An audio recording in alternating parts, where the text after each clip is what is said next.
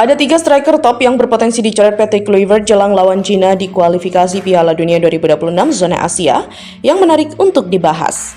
Pasalnya, pelatih timnas Indonesia itu tidak bisa membawa seluruh nama yang harus ia panggil untuk didaftarkan melawan Cina pada Kamis 5 Juni 2025. Sebagai informasi, Kluivert sudah memanggil 32 nama untuk menjalani pemusatan latihan atau TC di timnas Indonesia di Bali.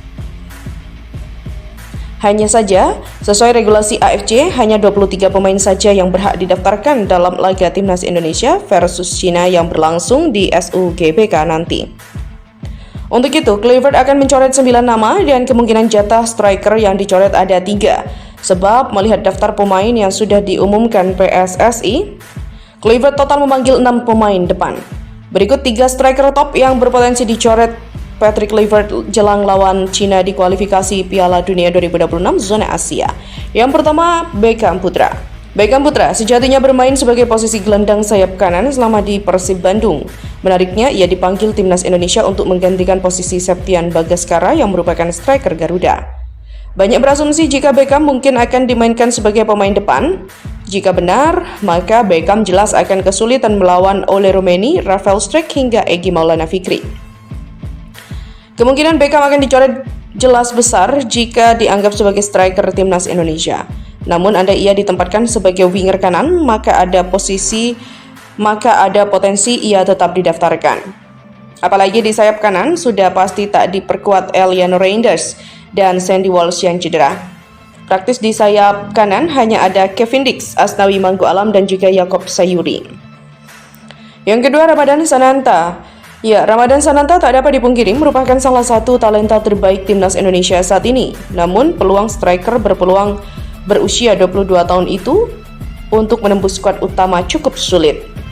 Jika melihat pesaingnya adalah Rafael Struijk hingga Ole Romeni, maka sulit melihat pemain Persis Solo itu bisa menembus skuad Garuda, yaitu skuad utama. Yang ketiga, Stefano Lillipelli. Stefano Lillipelli menjadi kejutan dalam 32 nama yang dipanggil Patrick Kluivert. Pasalnya ia sudah lama tak membela skuad Garuda, selain itu usianya juga sudah berumur 35 tahun. Kluivert membeberkan alasan pemanggilan Lillipelli karena kualitas dan pengalamannya yang tak perlu diragukan lagi. Namun untuk didaftarkan melawan Cina, maka rasanya pemain Borneo FC itu harus bekerja keras meyakinkan tim kepelatihan Patrick Kluivert. Dia sudah menunjukkan kualitasnya, dia bisa memainkan posisi yang menarik untuk kami. Dia juga punya pengalaman sebagai pemain dan bisa memberikan pengaruh ke pemain muda, kata Kluivert di Bali. Soha.vn pun turut menyoroti komposisi pemain yang dipanggil Kluivert ke skuad Merah Putih. Bahkan media itu takjub dengan mahalnya nilai skuad Merah Putih Indonesia. Nilai skuad timnas Indonesia mencapai 37,5 juta euro atau setara dengan 637,5 miliar rupiah. Tulis media itu dilansir suara.com Rabu 25 Mei 2025. Tak hanya itu saja, nilai pasar skuad Garuda disebut media tersebut hampir 3 kali lipat dari market value skuad China. Selain menyoroti tingginya nilai skuad timnas Indonesia, media Vietnam itu juga menyindir kualitas skuad Cina yang dinilai kalah jauh. Menurut Soha, skuad timnas Cina memiliki kualitas yang rendah jika dilihat dari daftar pemain yang dipanggil. Dalam daftar pemain terbaru yang dipanggil, pelatih Branko Ivankovic tidak ada satupun pemain yang bermain di luar negeri, paparnya. Beralih pada berita selanjutnya, bek timnas Indonesia, Mads Hilgers, menikmati waktu senggang 1 hari yang diberikan pelatih dalam pemusatan latihan skuad Garuda di Bali. Mads Hilgers baru tiba di Bali pada Selasa 27 Mei 2025 malam. Pada Rabu 28 Mei, seluruh pemain timnas Indonesia diliburkan selama 1 hari. Ya, dari pantauan bola.com, di Demeru Sanur, beberapa pemain tampak berlatih di tempat gym seperti Justin Hubner, Saini Petinama, Dane James, hingga Stefano Lillipelli. Back FC20 itu juga ikut berlatih ringan dan menjadi pemain terakhir yang keluar dari tempat kebugaran. Lalu sang kapten Jay Itzes memilih untuk relaksasi di kolam renang. Usai berlatih ringan, semua pemain memiliki agenda masing-masing. Selain menjaga kondisi, para pemain juga rileks dengan bermain-main di pantai. Namun, Miss terkaget-kaget dengan kemacetan di Bali.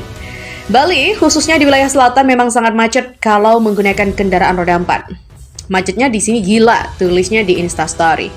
Messi sebenarnya sudah pernah ke Bali saat ia masih kecil. Tentu kondisinya sangat berbeda karena saat ini Bali sangat padat dengan wisatawan. Next, bek Timnas Indonesia, Kevin Dix, dipastikan tidak akan mengikuti pemusatan latihan atau TC Timnas Merah Putih di Bali pada 26 hingga 31 Mei 2025. Pasalnya, Kevin Dix masih menjalani satu pertandingan lagi bersama klub asal Denmark FC Copenhagen. Kevin Dix akan bermain membela FC Copenhagen melawan Silkeborg IF dalam final Piala Denmark 2024-2025 di MCH Arena Herning pada Kamis 29 Mei.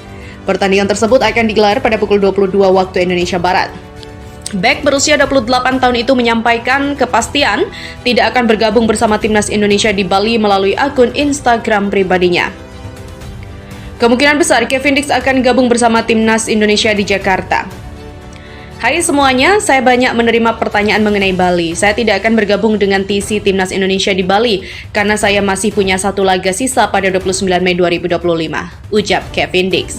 Ya, sementara itu, alasan Jordi Amat belum gabung TC Timnas Indonesia karena sakit. Dokter Timnas Indonesia Alvan Asyar menyatakan Jordi Amat belum bisa bergabung latihan dengan para pemain lain akibat radang tenggorokan parah. Jordi kami sarankan beristirahat karena mengalami radang tenggorokan fase akut. Saat ini kondisinya terus membaik, kata Alvan di situs Kita Garuda. Ya, meski kondisinya belum maksimal, tim medis senantiasa memeriksa pemain 32 tahun itu. Rencananya Jordi Amat akan diberi program latihan khusus pada Kamis 29 Mei. Ia telah mendapat penanganan medis dan kini kondisinya membaik. Jordi direncanakan mulai latihan terpisah pada 29 Mei 2025. Tepatnya Kamis untuk memulihkan kebugaran, tulis situs Kita Garuda. Sementara itu, untuk Martin Paes, dipastikan tak akan bergabung dengan TC Timnas Indonesia di Bali. Karena alasan jadwal pertandingan, Martin Paes harus melewatkan TC Timnas Indonesia di Bali. Dia baru akan bergabung dengan para pemain di Jakarta jelang laga menghadapi Cina. Kiper andalan Timnas Indonesia Martin Paes tidak mengikuti TC di Bali dan langsung bergabung di Jakarta, tulis salah satu akun sepak bola di media sosial. Ya, Dallas FC memang masih menjalani kompetisi MLS 2024-2025 yang baru memasuki pekan ke-15. Martin Paes dikabarkan baru akan bertolak ke Jakarta setelah laga Dallas FC melawan Philadelphia pada 1 Juni 2025. Hal ini dikarenakan Paes masih ada jadwal tanding bersama FC Dallas hingga 1 Juni 2025. Lanjut mereka. Hadapi Timnas Cina, Timnas Indonesia diminta asah akurasi tendangan bebas. Ex-pelatih Persipura Jayapura, Tony Ho, menyarankan pada Timnas Indonesia untuk mengasah akurasi tendangan bebasnya jelang duel lawan Timnas Cina. Timnas Cina diprediksi bakal banyak bertahan saat bertandang di SUGBK Jakarta 5 Juni 2025 di matchday 9 ronde ketiga kualifikasi Piala Dunia 2026 zona Asia. Prediksi tersebut dilontarkan oleh Tony Ho. Strategi ini sebelumnya pernah sukses dilakukan pelatih Branko Ivankovic saat mengalahkan Jay Itzes dan kawan-kawan dengan skor 2-1 pada pertemuan pertama kedua tim di Youth Center Stadium Qingdao 5 Oktober tahun lalu. Timnas Indonesia yang kala itu masih ditangani Shin Taeyong ketinggalan 0-2 di babak pertama. Guna mengejar defisit gol, paruh kedua Timnas Indonesia mengurung lini belakang The Dragons, julukan Timnas Cina. Namun hanya satu gol dari Tom Hai pada menit ke-84 yang bisa tercipta. Di kandang sendiri saja, Cina main bertahan apalagi sekarang mereka jadi tim tamu. Saya masih yakin pelatih Branko Ivankovic masih mengutamakan pertahanan kuat di Jakarta nanti, kata Tony Ho. Pelatih senior asal Makassar ini mengamati saat tandang lalu, pemain Timnas Indonesia sempat frustasi. Mereka lantas kehilangan akal untuk menjebol gawang Cina. Tony Ho kemudian meminta skuad asuhan Patrick Kluivert agar tak terburu-buru lagi dalam menekan lawan. Ia meminta mereka untuk disiplin menerapkan taktik yang digunakan Patrick Kluivert. Menghadapi tembok raksasa Cina harus main sabar. Meskipun Patrick Kluivert telah menyiapkan beberapa taktik untuk membongkar pertahanan lawan, tapi kuncinya tetap di pemain, ujarnya. Mantan pelatih PSM ini memuji keputusan Patrick Kluivert memanggil pemain seperti Egy Maulana Fikri, Sayuri Bersaudara, Stefano Lillipelli, dan Beckham Putra. Ya, pemain-pemain ini punya kecepatan dan skill individu bagus. Namun mereka harus dapat dukungan dari gelandang agar alur serangan tidak terputus di tengah jalan. Postur kecil yang dimiliki Egy, Yakob, dan Beckham Putra berpotensi pelanggaran, ucapnya. Berikutnya, dari pelanggaran itulah, menurut Tony Ho harus bisa dimaksimalkan jadi gol. Jadi, untuk itulah, skuad Merah Putih harus mengasah akurasi tendangan bebasnya. Patrick Kluivert harus punya banyak variasi tendangan dari bola mati, ini sangat penting. Jika mencetak gol dari open play sulit dilakukan. Stefano Lillipelli punya keahlian eksekusi tendangan bebas, tuturnya. Timnas Indonesia, pelatih Cina Branko Ivankovic menjanjikan permainan menyerang saat berlaga di Stadion Utama Gelora Bung Karno. Ivankovic memahami situasi sulit yang dihadapi anak asuhnya. Kegagalan meraih poin bisa memupus impian Cina ke Piala Dunia 2026. Oleh karena itu, kemenangan atas Timnas Indonesia jadi target, dan untuk memenuhi target tersebut, pola permainan menyerang bakal jadi tumpuan. Kalau mau masuk babak kualifikasi selanjutnya, langkah pertamanya adalah menang di laga ini lawan Indonesia, sehingga tim ini harus bermain ofensif dan berani menyerang, kata Ivankovic dilansir dari Yahoo. Tentu kami harus menggunakan alokasi taktik yang masuk akal untuk pemain, dan para pemain harus berlari kencang untuk mengimplementasikan pendekatan taktik dan meraih target, sambung pelatih asal Kroasia itu. Ivankovic pun yakin anak asuhnya bisa mengemban tugas berat dan penuh tekanan saat melawan Timnas Indonesia dan Bahrain. Sebagai atlet profesional, apalagi mereka terpilih masuk ke Timnas, mereka harus bisa menangani tekanan dalam pertandingan. Kami percaya pemain bisa mengubah tekanan jadi motivasi, ucap pria yang pernah melatih Timnas Iran dan juga Oman. Menyerang total bisa menjadi bumerang bagi Cina, juga bisa menjadi buruk bagi Timnas Indonesia jika para bek Timnas Indonesia tidak waspada.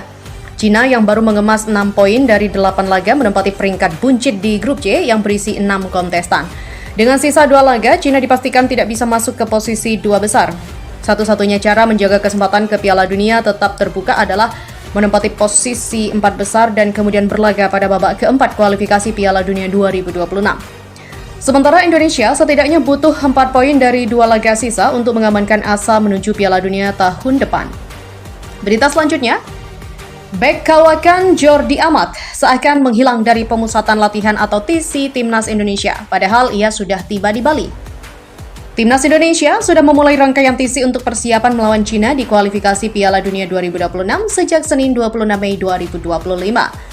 Namun yang menjadi pertanyaan, mengapa Jordi Amat tak terlihat dalam barisan pemain? Padahal bek yang berkarir di Johor Darul Ta'zim ini sudah berada di Pulau Dewata.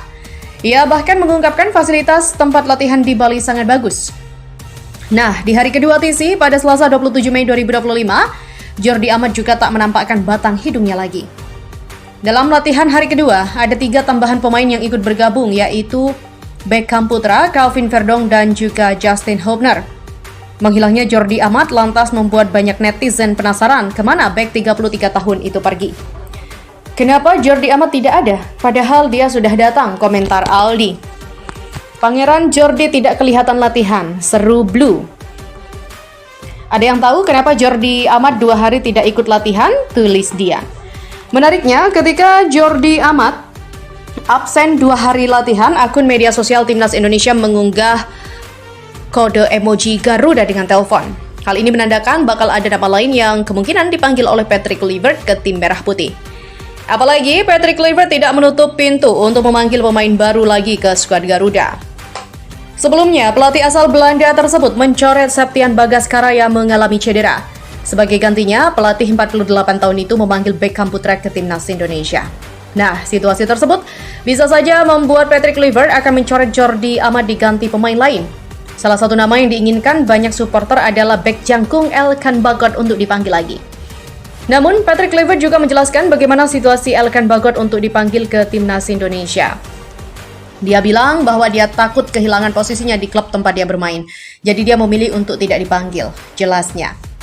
Azamis Hilgers untuk tampil perdana di Stadion Utama Gelora Bung Karno atau SUGBK kian terbuka lebar. Bek berusia 24 tahun itu resmi bergabung dalam pemusatan latihan atau TC Timnas Indonesia di Bali jelang duel krusial menghadapi Cina dan Jepang pada lanjutan kualifikasi Piala Dunia 2026.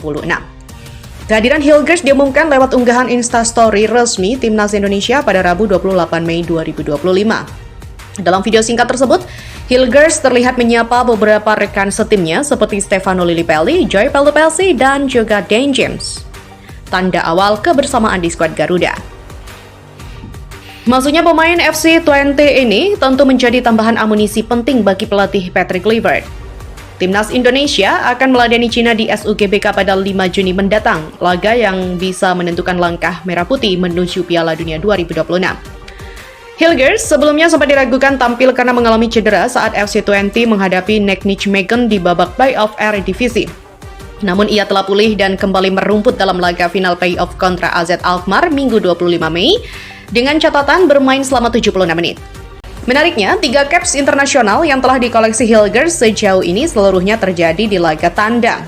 Itu berarti, jika tampil pada 5 Juni nanti, Hilgers akan mencatatkan debut di hadapan publik sendiri, sesuatu yang pastinya ditunggu-tunggu oleh fans timnas. Namun, satu catatan minor masih melekat.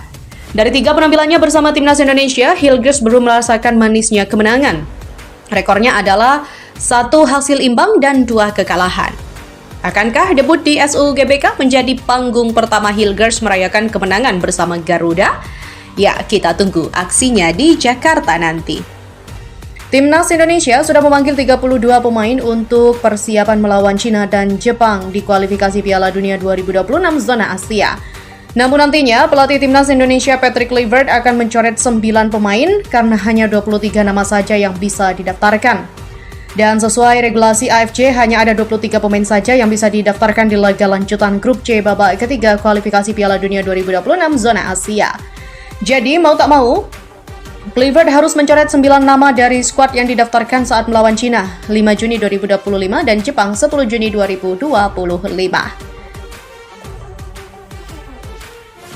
Untuk yang pasti dicoret ada Martin Paes dan Marcelino Ferdinand. Pasalnya Paes dan Marcelino terkena akumulasi kartu, sehingga membuat mereka terpaksa absen di laga selanjutnya, yakni saat melawan Cina. Kemungkinan posisi Paes digantikan Emil Audero. Pasalnya, sampai saat ini, mantan kiper Inter Milan itu belum pernah debut bersama skuad Garuda meski sudah dinaturalisasi sejak Maret 2025 lalu. Untuk posisi Marcelino Ferdinand, kemungkinan bisa diambil alih oleh Ricky Kambuaya atau Rafael Struijk. Pada saat Timnas Indonesia menang 1-0 atas Bahrain pada Maret 2025 lalu, Marcelino bertugas di belakang oleh Romeni. Jadi Ricky Kambuaya atau Rafael Struijk bisa menjadi opsi pengganti. Selain Paes dan Marcelino, ada sejumlah nama yang berpotensi dicoret, bukan karena tidak bagus, melainkan persaingan di setiap lini sangatlah ketat. Seperti Pratama Arhan dan Yance Sayuri bisa saja dicoret karena Kluivert memiliki Calvin Verdong, Dan James, dan Seni Patinama. Lalu di depan ada Ramadan Sananta, Stefano Lillipelli, dan Beckham Putra juga bisa saja dicoret. Untuk 2 nama terakhir, Beckham dan Lillipelli pertama kali dipanggil ke skuad Kluivert. Jadi jika ingin didaftarkan saat melawan Cina, keduanya harus bekerja keras meyakinkan tim kepelatihan Kluivert selama TC Timnas Indonesia. Berikut ini adalah 9 pemain yang berpotensi dicoret untuk laga Timnas Indonesia versus Cina. Yang pertama ada Martin Paes, kemudian Reza Arya, berikutnya Marcelino Ferdinand, ada Sandy Walsh, Pratama Arhan, Yance Sayuri, Ramadan Sananta, Stefano Lillipelli, dan juga Beckham Putra.